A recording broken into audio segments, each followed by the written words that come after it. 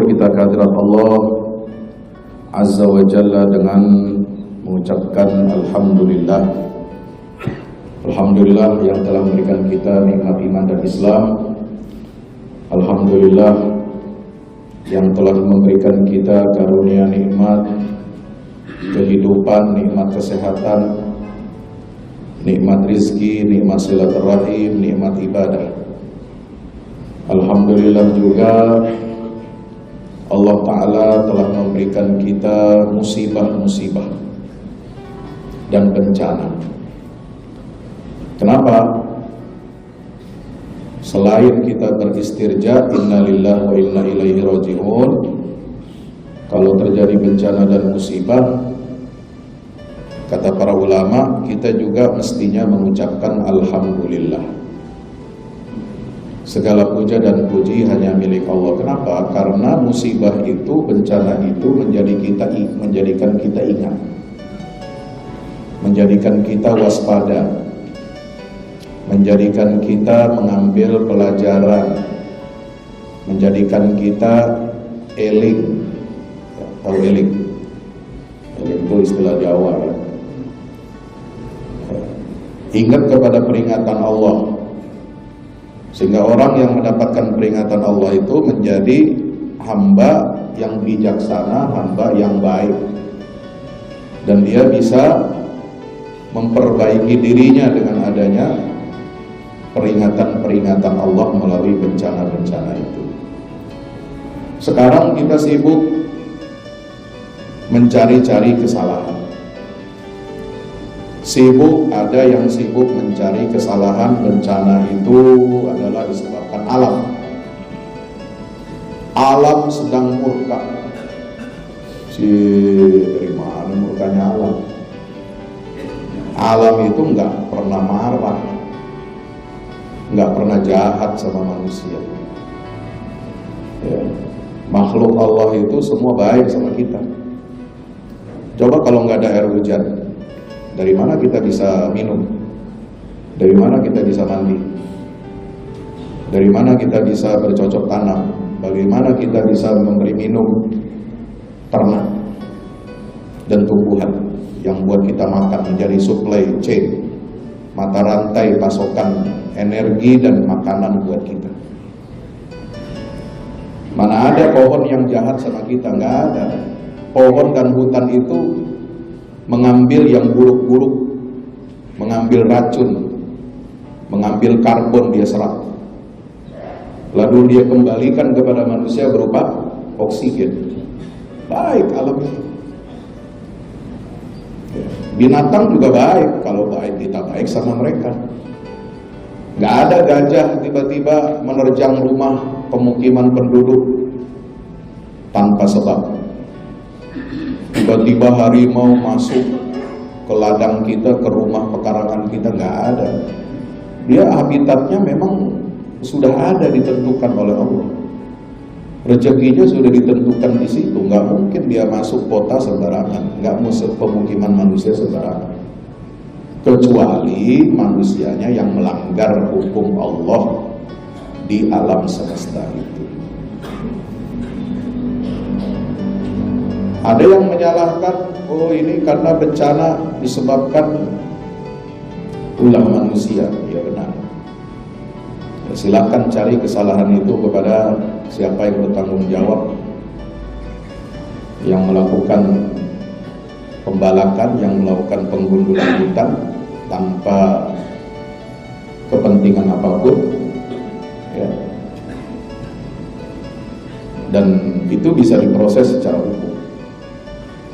Tapi mari kita lebih fokus lagi sekarang, bukan sekedar mencari kesalahan alam, bukan mencari kesalahan prosedur, bukan mencari kesalahan hukum dan sebagainya. Coba kita lebih menukik, lebih tajam lagi. Sebenarnya bencana-bencana ini menunjukkan adanya krisis dalam akhlak kita, dan lebih mendalam lagi, krisis berupa bencana alam itu disebabkan karena akhlak manusia. Dan krisis akhlak manusia itu kenapa? Karena krisis tauhid. Jadi krisis ekologi itu sebenarnya bersumberkan dari apa? Krisis tauhid kita kepada Allah. Karena manusia nggak mengerti dia sebagai manusia, sebagai khalifah di atas muka bumi ini parah. Ini salahnya manusia ini. Ya. Karena Al-Quran sudah dijauhkan dari kehidupan kita. Al-Quran ini hanya dibaca, Al-Quran hanya diperlombakan, Al-Quran hanya jadi jimat mantra-mantra atau ruqyah pengusir jin. Ya. Al-Quran cuma jadi perhiasan, ya, digantung di mana-mana, ditempel di mana-mana. Cuma jadi apa? Aksesoris. Kalau manusia ini mengerti hakikat jati dirinya sebagai khalifah di atas muka bumi ini, dan dia merujuk kepada kitab panduan yaitu Al-Quran, bagaimana dia harusnya mengelola dan memakmurkan bumi ini, itu nggak akan terjadi hal-hal yang tidak kita inginkan seperti ini. Nggak akan ada pemimpin-pemimpin palsu, itu nggak ada. Nggak akan ada menteri-menteri yang selebor, itu nggak ada. Kalau kita punya tauhid yang benar. Ya.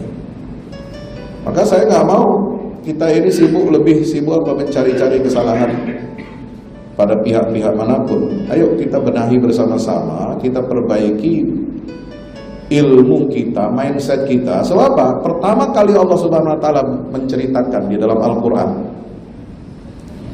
tentang penciptaan manusia itu kan sudah diingatkan.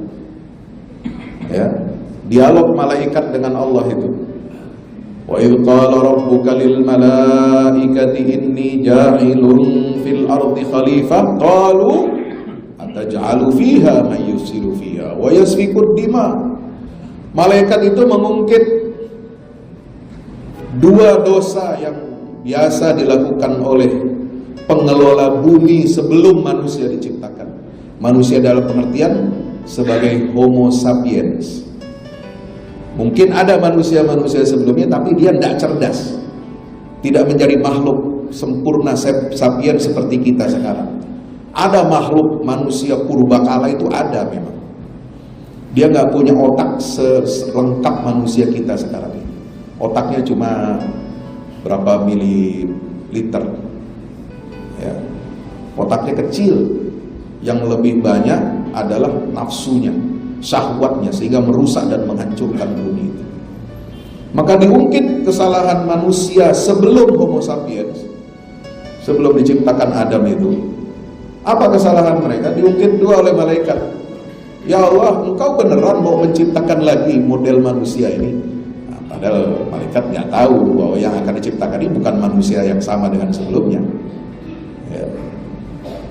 Apa kesalahan manusia sebelum Adam ini? Ya. Yaitu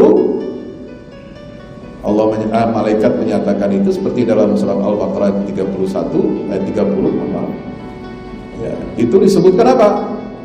Bahwa pengelola bumi sebelum Adam diciptakan itu suka apa? Berbuat kerusakan di muka bumi dan suka menumpahkan darah. Ingat cerita Nabi Adam? Bagaimana dia mendidik putra-putranya? Apa dosa pertama yang dilakukan oleh anak manusia waktu itu? Membunuh. Tapi membunuh, menumpahkan darah sesama saudara itu disebut malaikat bahayanya nomor 2 setelah yufsidu fiha, berbuat kerusakan itu.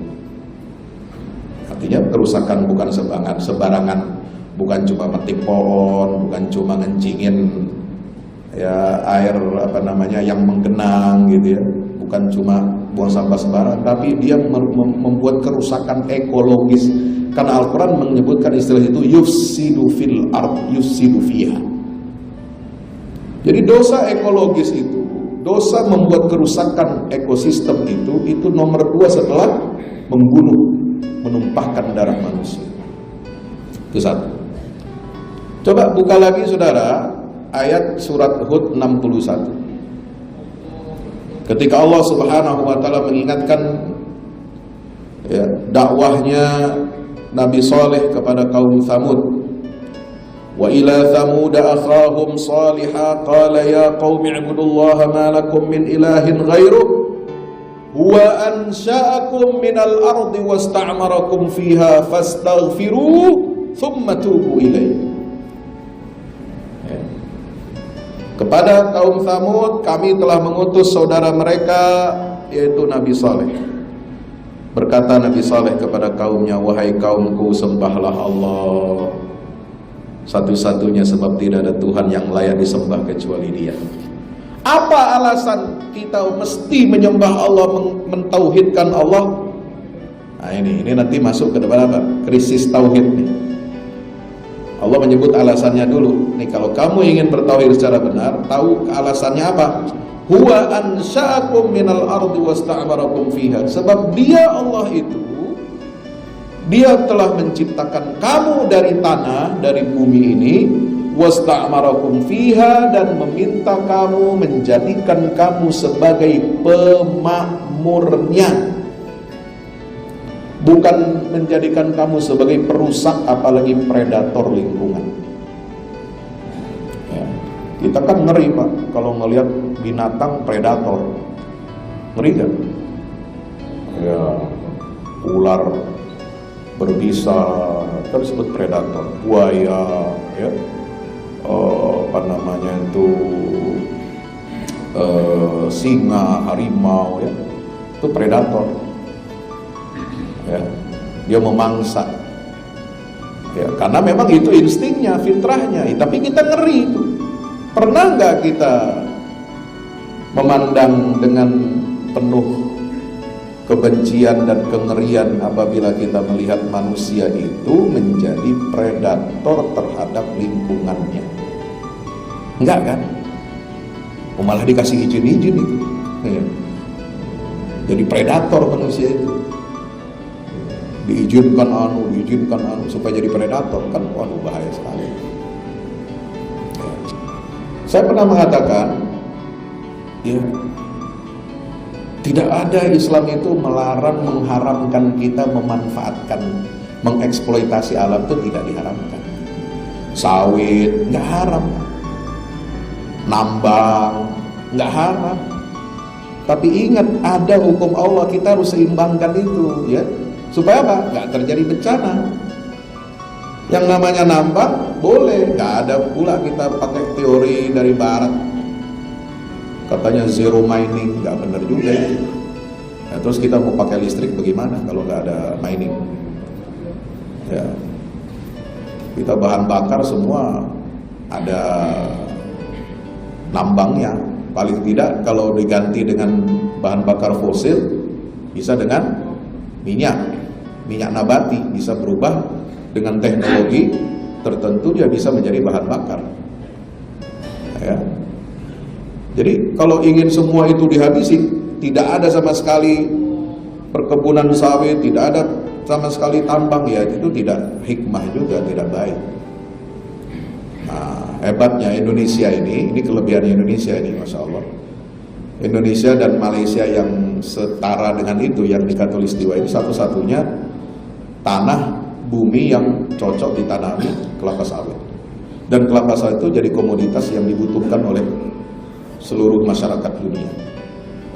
Ya, mulai dari makanan, ya, obat-obatan, kosmetik, ya, skincare, semua kebutuhan rumah tangga, cuci piring, sabunnya, cuci baju, sampai sabun buat manusia, ya, sabun cuci muka, semua itu ada unsur sawitnya.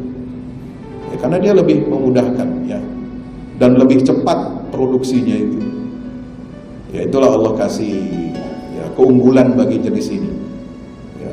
Kenapa kelapa sawit, sawit itu, tanaman sawit itu kan jenisnya palmea, ya, sama dengan pohon korma. Kenapa nggak tumbuh di Saudi?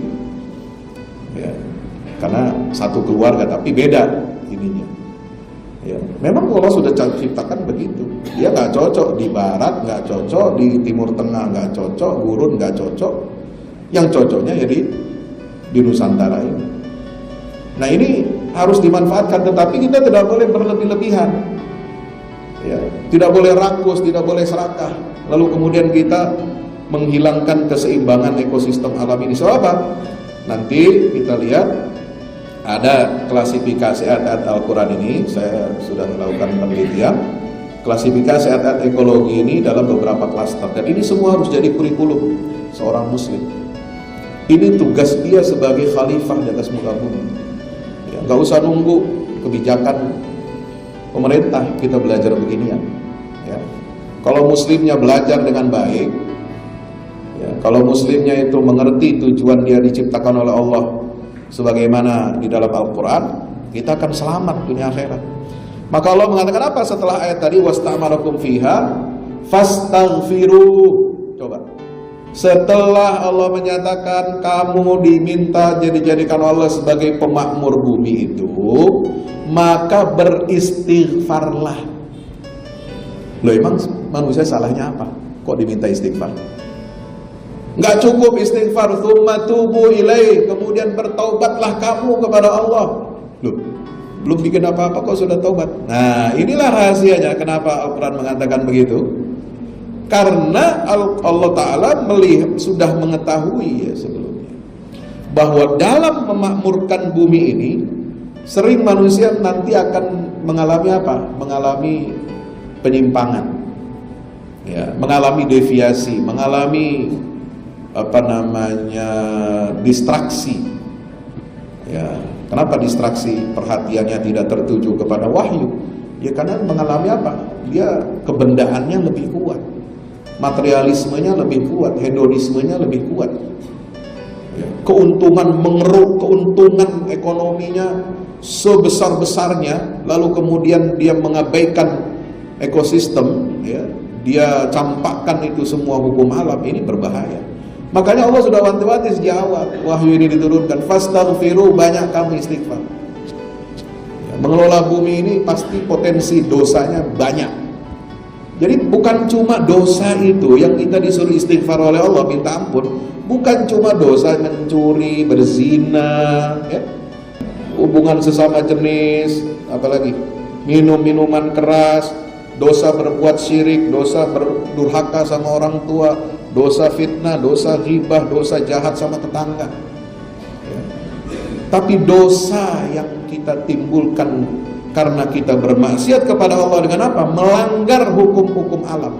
Kalau kita gambarkan ini di apa? Al-Quran itu intinya kan 3.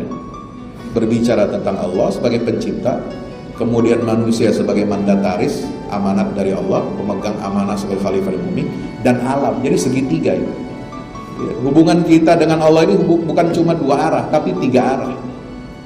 Bukan cuma kita dengan Allah saja, transendenten, vertikal saja dengan Allah. Enggak, kita ada sisi horizontalnya dengan apa? Dengan alam.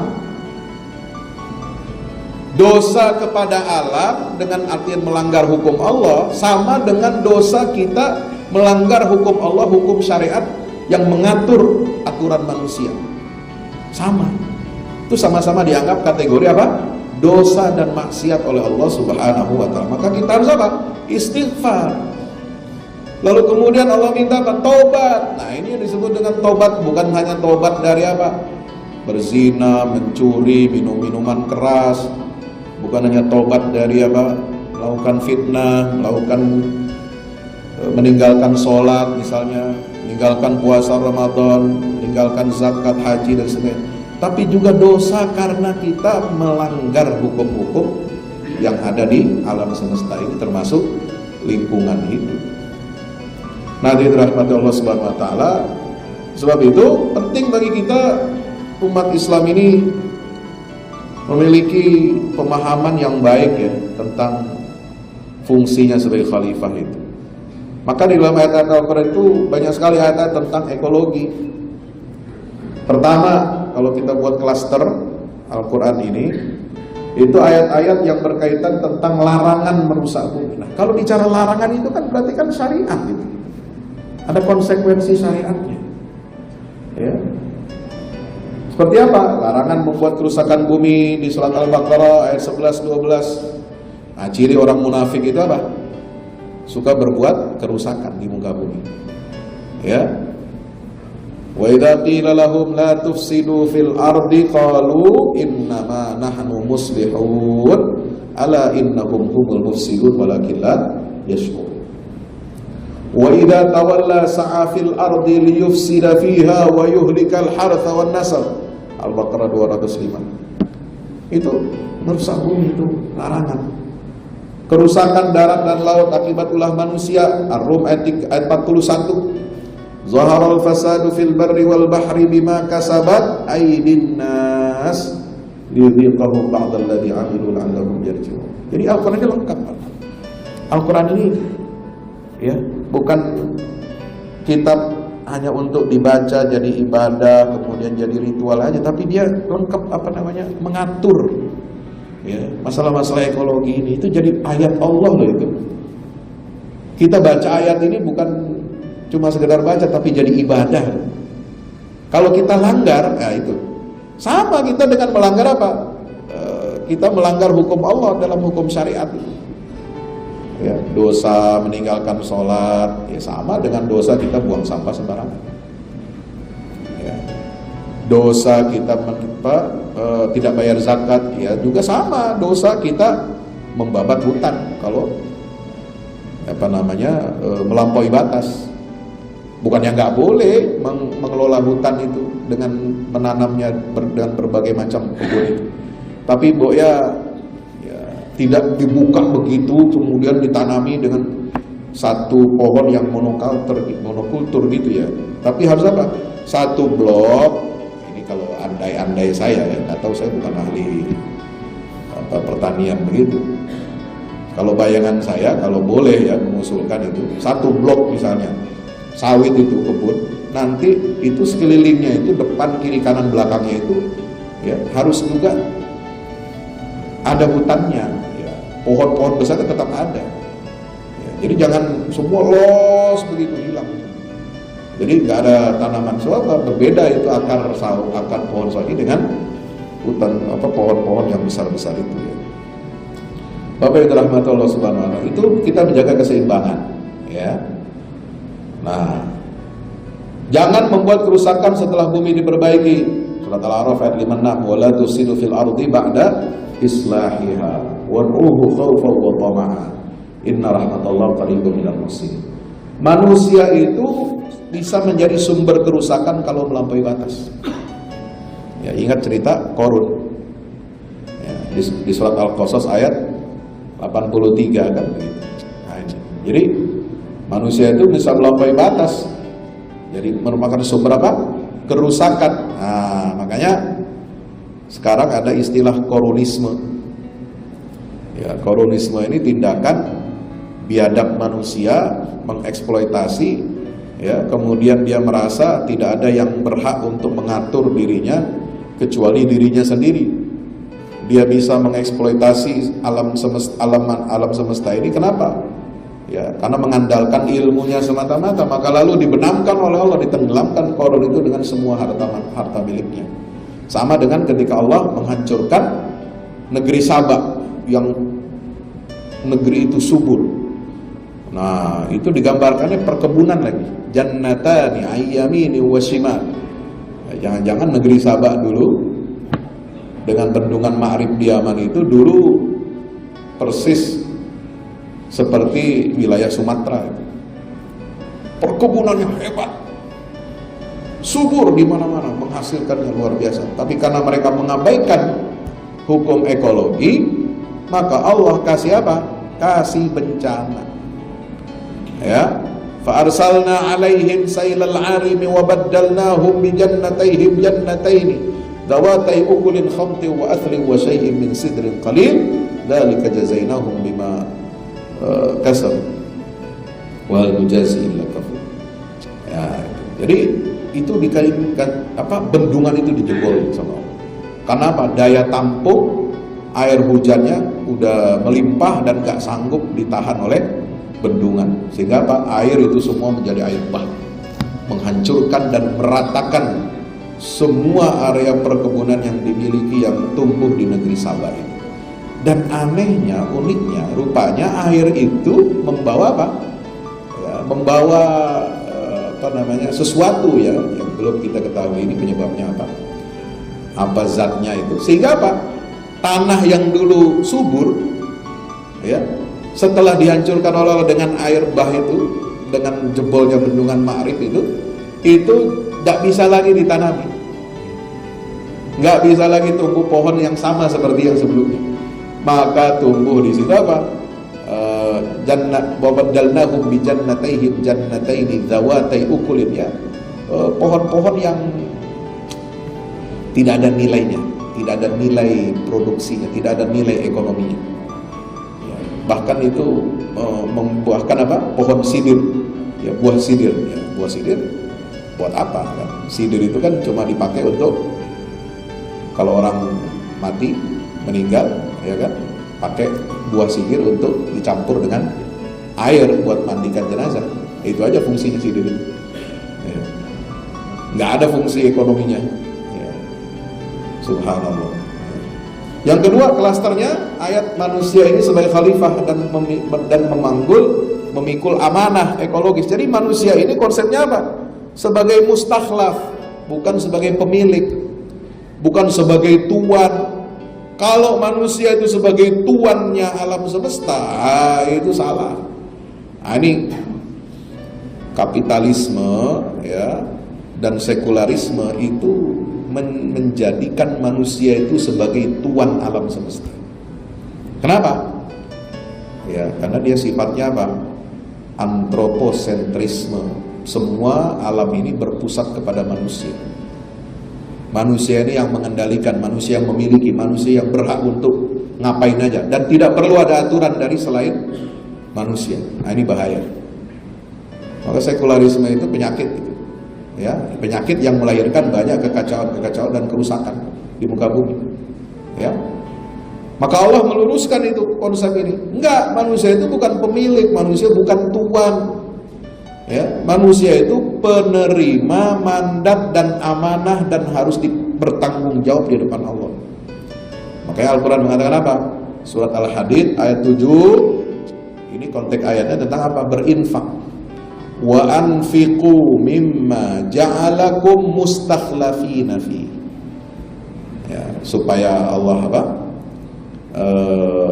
Mendorong kita untuk mau berinfak. Itu Allah mengingatkan kita, wahai manusia, wahai orang beriman, berinfaklah kamu dari sebagian apa yang telah kamu, ya, diberikan, ya, amanah untuk mengelolanya. Jadi itu bukan milik kamu. Dunia ini, bumi ini bukan milik kamu yang bisa kamu pergunakan semaunya. Ya. Dunia ini punya aturannya, bumi ini sudah punya hukum-hukumnya. Siapa yang meletakkan hukum itu? Allah. Kalau begini nanti akan begini, itu sudah hukum alam itu. Ya. Ya. Walaupun mungkin ada pengaruh eksternal, misalnya kemarin katanya, siklon tropis, cuaca berubah nih, ya, yang biasanya di atas sono turun ke bawah ke Katulistiwa. Ya, jangan nyalahin alam juga. Kenapa? Buktinya Thailand sama Malaysia yang sama-sama kena ini seperti ini, tapi kan tidak terjadi banjir yang bawa gelondongan kayu itu kan, enggak. Korbannya juga tidak banyak. Ya, saya kemarin beberapa minggu yang lalu dari Perlis itu sekarang wilayah yang terkena banjir itu karena dia letaknya di utara Malaysia berbatasan dengan Thailand. Thailand Selatan semua terendam air, termasuk Perlis. Saya lihat, tanya, banjirnya kayak gimana? Ya banjir biasa kayak Jakarta zaman dulu. Ya banjir air, airnya pun nggak butek-butek amat gitu, ya, air hujan. Ya itu mereka banyak juga hutan, banyak sawit juga banyak, tapi tidak menyebabkan seperti yang terjadi di Sumatera. Artinya apa? Sama-sama cuacanya begitu, sama-sama curah hujannya besar, ekstrim, ya, sama-sama siklon tropis, tapi kok beda hasilnya? Artinya apa? Di sini ada masalah. Nah, itulah makanya Allah mengirimkan itu, ya, air bawa gelondongan kayu itu sebagai tanda alarm bahwa terjadi kezaliman ekologis di hulu itu, di awal tempat air itu mengalir sehingga dia membawa arus gelondongan kayu. Wa anfiqu mimma ja'alakum mustakhlifina fi. Jadi manusia sebagai mustakhlaf, sebagai khalifah, ya, bukan untuk semena-mena, sebab dia menerima amanah dari Allah. Makanya hati-hati, diingatkan sama Allah, innahu kana zaluman jahula. Itu udah dari zaman dulu, dari awal penciptaan manusia itu Allah sudah mengingatkan, ya. Ketika Allah mau kasih amanah ini kepada langit, bumi, gunung, pada nolak, nggak mau. Kenapa? Amanahnya berat, tanggung jawabnya berat. Lalu yang mau menerima itu siapa? Manusia. Wa hamalahal insan innahu kana zaluman jahula. Maka Allah mengingatkan manusia itu suka berbuat zalim dan jahil, ya. Nah, Bapak Ibu dirahmati Allah Ta'ala, apa klaster yang ketiga? Keseimbangan alam. Nah, ini penting. Alam ini punya keseimbangan hukum, nggak boleh dilanggar, ya. Coba lihat surat Ar-Rahman, ayat yang sering kita baca, surat yang menjadi favorit kita. Ar-Rahman 'allamal Qur'an, khalaqal insana 'allamahul bayan, asy-syamsu wal qamaru bihusban, wan najmu wasy-syajru yasjudan, was-samaa'a rafa'aha wa wada'al mizan. Allah meletakkan mizan, meletakkan keseimbangan. Ya, jangan diartikan mizan itu timbangan apa itu? Buat nakar beras. Ya. Itu bagian kecil dari mizan. Timbangan beras itu, timbangan kilo, liter, ya, ton, tonase dan lain sebagainya itu timbangan kecil, bagian dari mizan yang sangat besar meliputi seluruh alam semesta. Ya. Semua itu diciptakan Allah dengan keseimbangan.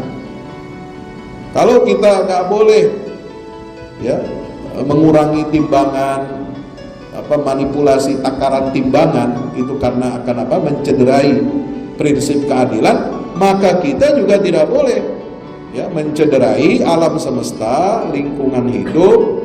Apakah itu di situ hutan, di situ ada habitat binatang-binatang dan lain sebagainya, ya. Itu nggak boleh kita berbuat zalim, gitu. Nggak boleh kita zalimi mereka, ya. Karena berbuat zalim kepada mereka itu sama dengan melanggar hak-hak Allah Subhanahu wa Ta'ala.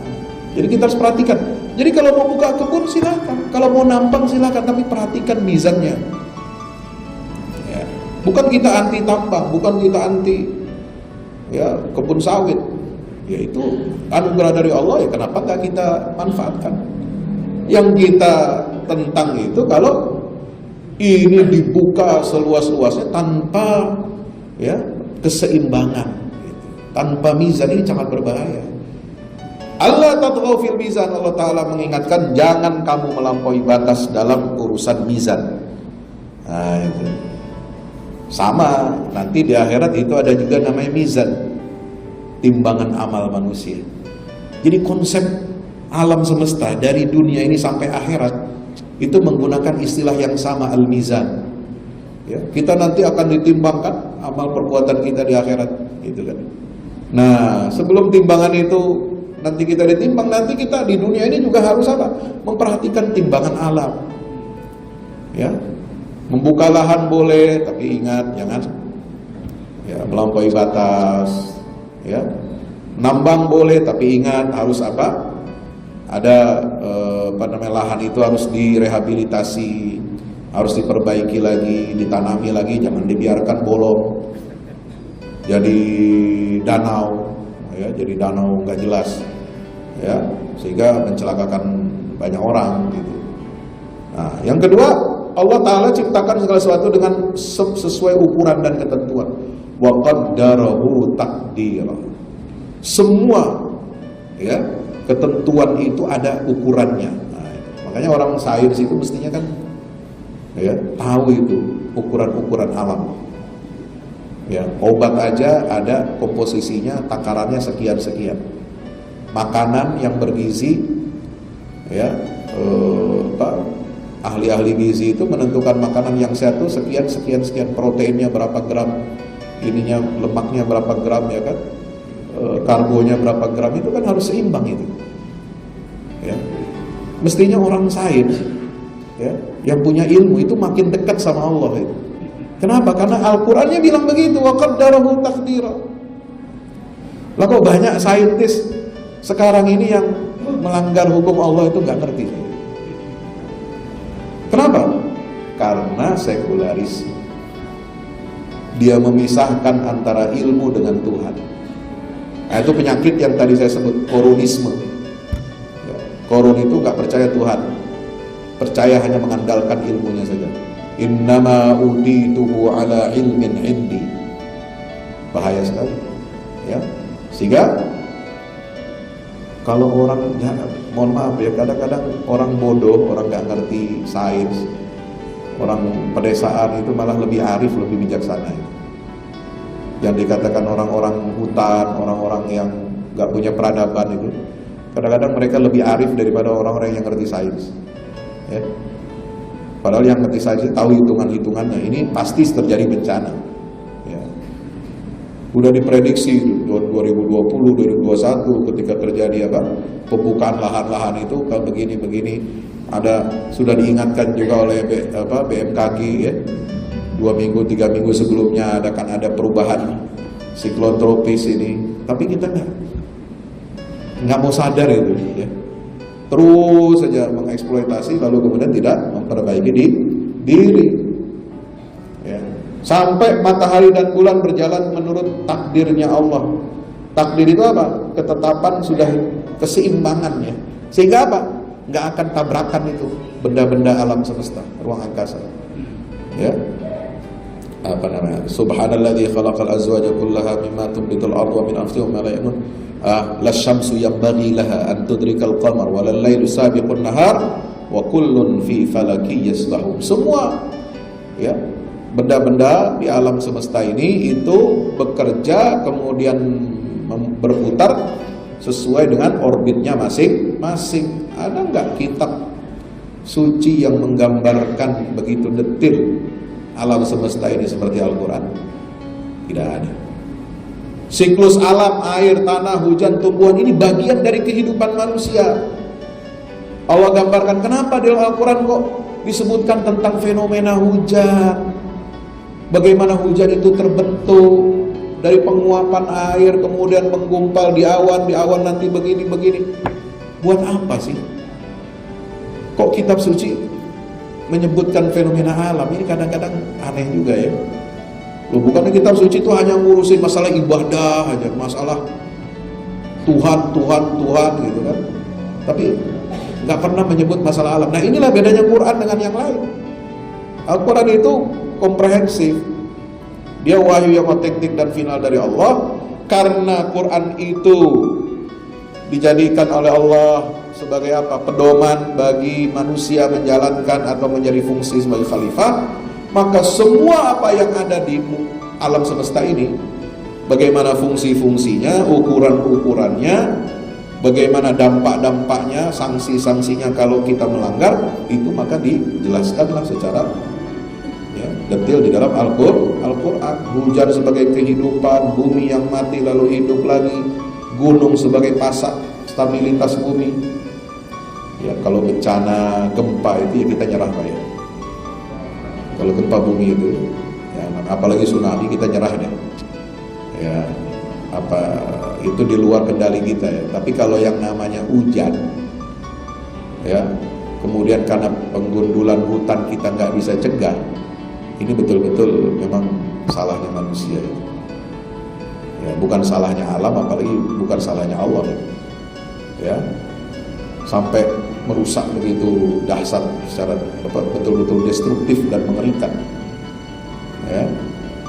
Dan ini baru terjadi dalam sejarah di Indonesia ya. Sebagian orang yang pergi ke sana itu sudah mirip seperti tsunami Aceh 2004, mungkin lebih dahsyat. Kenapa? Ya, kalau tsunami kan airnya bersurut, ini enggak, lumpur yang sisanya itu. Coba bayangkan lumpur setinggi rumah, gimana cara bersihnya? Ya. Desa-desa hilang, ya, ditimbun oleh lumpur, masya Allah. Ya, jadi kalau bencana gempa bumi mungkin kita nyerah deh, nggak bisa. Ya, itu udah ketentuan Allah itu. Ya. Maksudnya, ya pergerakan itu kan Allah yang tentukan. Kapan dia gempa, kapan dia meletus gunung itu kan Allah yang punya aturan.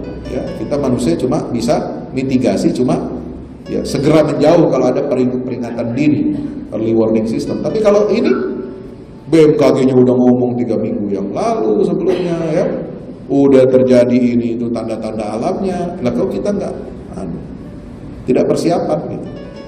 Hewan dan makhluk hidup semua juga seperti manusia. Semua makhluk itu, hewan, tanaman, di dalam Al-Quran disebutkan surah Al-An'am 38, wa ma min dabbatin fil ardi wala ta'irin yatiru bi janahihi illa umamun amsalukum. Tidak ada satu binatang yang melata di muka bumi, tidak ada pula satu burung yang terbang dengan 2 sayapnya, ya, melainkan mereka itu adalah umat seperti kalian manusia. Bahkan perilaku binatang itu hampir sama, ada yang mirip dengan manusia. Ya, binatang ada nggak leadershipnya? Ada leader. Singa ada pemimpinnya, sama manusia juga pemimpin. Ya, bebek, kambing, ya, anjing kalau dia ada kawanan begitu pasti ada leadernya. Ya, ada satu video yang menarik saya kemarin. Itu kawanan serigala apa tuh di daerah salju ya. Jadi kalau beriringan serigala itu diatur itu. Siapa yang baris depan, baris tengah, baris belakang. Pemimpinnya itu di belakang, yang paling kuat. Yang paling muda di belakang. Yang paling depan barisan serigala itu adalah serigala yang tua-tua dan sakit-sakitan. Ya. Yang tengah ini yang peserta rakyat biasa, yang masih sehat. Sehingga apa? Bisa saling melindungi. Coba, itu serigala. Ya, dia punya leadership, dia punya pengaturan. Semut juga ada hukumnya. Ya, makanya dalam Al-Quran disebutkan dalam surat An-Nahl, nama suratnya surat semut. La yahtimannakum Sulaiman wa junuduhu wa hum la ya'risun wa hum la yashkurun. Ya, ayuhan nam udkhulu masakinakum, wahai rakyat semut, masuklah kamu ke sarang-sarang kamu. Ya, jadi mereka itu punya sistem. Ya, sama seperti manusia punya sistem kehidupannya. Nah, kita manusia ini yang jadi khalifah, lebih pintar dari mereka, lebih sempurna dari mereka. Ya, kita harus ngayomi, melindungi mereka, bukan malah jadi predator. Nauzubillah min. Tidak ada makhluk melata kecuali Allah yang menjamin rezekinya. Wa ma min dabbatin fil ardi illa 'alallahi rizquha. Surat Hud ayat 6. Wa 'alallahi illa 'alallahi rizquha wa ya'lamu mustaqarraha wa mustaudaha kullun fi kitabim mubin. Tidak ada satu binatang melata pun di atas muka bumi ini kecuali apa? Allah sudah jamin rezekinya. Maka kita manusia jangan ambil rezekinya orang, rezekinya makhluk lain. Nah, rezekinya gajah itu ya di hutan situ. Jangan kita hancurin itu hutan. Orang hutan ya rezekinya di situ. Jangan kita babat. Dia mau cari rezeki di mana kalau kita ambil? Nah, ini rakusnya manusia itu nggak boleh melanggar itu, ya. Karena Allah sudah ciptakan itu. Ya, masing-masing sudah ada. Lah manusia itu memang sengaja diciptakan untuk apa? Ditempatkan di daerah yang apa? Al-hadar. Al-hadar itu apa? Yang berperadaban. Bangun ini, bangun itu, ada infrastrukturnya, tapi kan tidak di luar apa? Di luar area konservasi alam, hutan sebagainya. Ya. Nah, manusia cocok tinggal di situ. Karena coba manusia disuruh ngebangun di hutan, ya, rusak hutannya maka hancur, jadi bencana, kan begitu. Maka dia harus dicari apa? Bangunan manusia ini, infrastruktur itu harus menempati lahan yang memang cocok untuk manusia dan bukan mengambil haknya makhluk yang lain. Insya larangan membunuh hewan secara zalim, tumbuhan, pepohonan, air, sungai, ini semua adalah ayat Al-Quran. Allah tumbuhkan semua tumbuhan berpasang-pasangan. Pohon itu sebagai nikmat Allah. Surat An-Nahl ayat 10-13 ya. Itu ada 3 tuh. Inna fi dzalika laayatan liqaumin yatafakkarun. Inna fi dzalika laayatin liqaumin yaqilun. Inna fi dzalika laayatan liqaumin yatadzakkarun. Itu semua ayat Allah. Ya. Makanya kalau kita melanggar ini berarti ya ada krisis tauhid kita. Ya, krisis tauhid. Kita nggak menganggap ya semua makhluk, tanaman, tumbuhan, hewan, air, hujan dan sebagainya, sungai, gunung itu menjadi bagian dari kehidupan kita manusia, sehingga kita itu harus harmonis. Ya, sama dengan tetangga, kita perlu harmonis kan? Dengan teman, dengan orang tua, dengan saudara, dengan bangsa lain, dengan umat lain, kita mesti harmonis. Nah, bagaimana umat manusia juga harus harmonis dengan umat yang lain. Umat apa? Umamun amsalukum, umat singa, umat harimau, umat burung, umat orang hutan, umat gajah, itu umat juga. Mereka punya sistem kehidupannya yang sudah ditetapkan oleh Allah, dan kita nggak boleh melanggar itu. Ya, sungai sebagai tanda kekuasaan, ayat tentang konservasi, kesederhanaan, dan tidak boleh boros berlebihan. Nah ini penting nih, makan secukupnya, tidak merusak keseimbangan. Coba lihat ayat Al-An'am 41 ya, saya akhiri karena waktu mepet. Situ Al-Quran apa? Jannatin ma'rusyatin wa ghaira ma'rusyatin. Ya, kemudian itu ada ayat kemudian wa atu haqqahu yauma hasadihi wa la tusrifu innahu la yuhibbul musrifin. Ya, kita disuruh makan dari kekayaan itu, dari ladang, dari sawah, dari kebun, boleh kita makan. Tapi jangan lupa wa atu haqqahu, ingat bayar zakat. Ada zakat tumbuhan, zakat kebun, ya, zakat sawah, bayar zakatnya. Ya, tapi juga yang ketiga Allah mengingatkan wala tusrifu, jangan kamu berbuat melampaui batas. Jangan kamu merusak keseimbangan alam, kira-kira itu terjemahan atau tafsirnya. Ya, alam sebagai tanda kekuasaan Allah ayat kauniyah untuk kita renungkan, diberi ilmu sekuler. Oh ini ingin memojokkan pemerintah. Oh ini ingin supaya umat Islam tidak bisa memanfaatkan tambang dan sawitnya. Jangan. Ilmu ekologi itu sudah ada dalam Quran, bos. Ya, jangan nanti kira ini ilmu barat, sekuler. Enggak, ini ilmu tauhid. Bagian dari tauhid. Dia adalah bagian dari alam yang menjadi tanda kebesaran Allah. Ekologi itu menjadi bagian dari syariat. Ya. Karena itu ada larangan merusak atau larangan berlebihan, ya. Ekologi itu bagian dari akhlak, karena manusia kita wajib menjaga lingkungan, dan dia bagian dari janji amanah kita di hadapan Allah sebagai khalifah untuk menjaga bumi, bukan merusak bumi. Demikian yang dapat saya sampaikan, mudah-mudahan bermanfaat. Aku qouli hadza astaghfirullah li wa lakum. Wassalamualaikum warahmatullahi wabarakatuh.